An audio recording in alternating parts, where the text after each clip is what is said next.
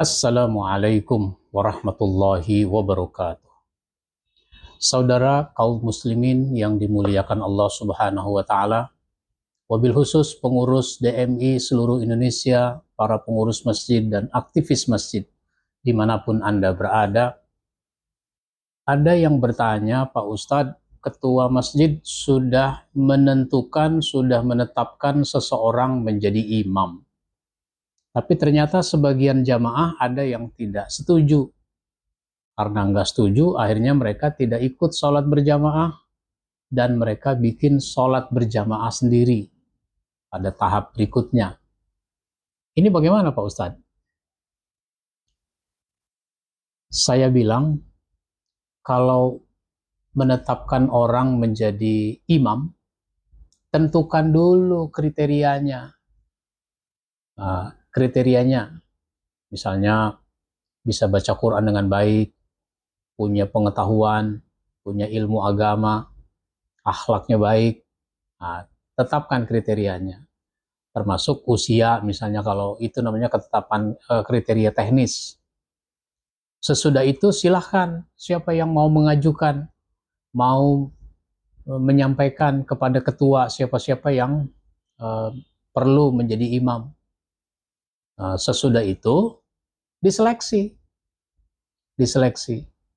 Dari 10 orang yang diajukan oleh jamaah, misalnya, itu ada 3 yang bisa dipilih, yang bisa diputuskan.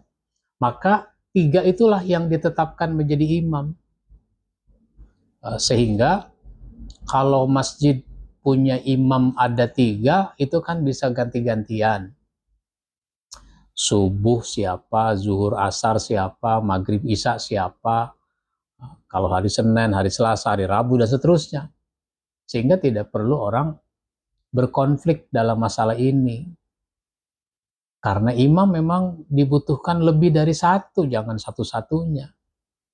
Maka perlu ditanya kenapa sebagian jamaah itu tidak setuju kalau seseorang ditetapkan menjadi imam.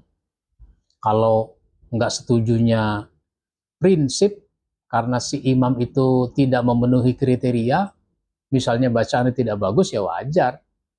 Tapi kalau sebabnya nggak prinsip kenapa? Ya misalnya jamaah ini asalnya dari suku apa, kemudian si imam dari suku yang lain lagi, itu mah nggak prinsip soal kesukuan. Masjid itu tempat kita bersatu, tempat kita menjalin kerjasama, maka jangan sampai ada perpecahan di lingkungan masjid.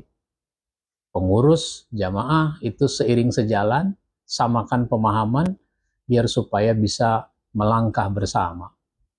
Ini yang saya sampaikan, yang perlu saya ingatkan. Mudah-mudahan bermanfaat. Wabillahi taufiq wal hidayah. Wassalamualaikum warahmatullahi wabarakatuh.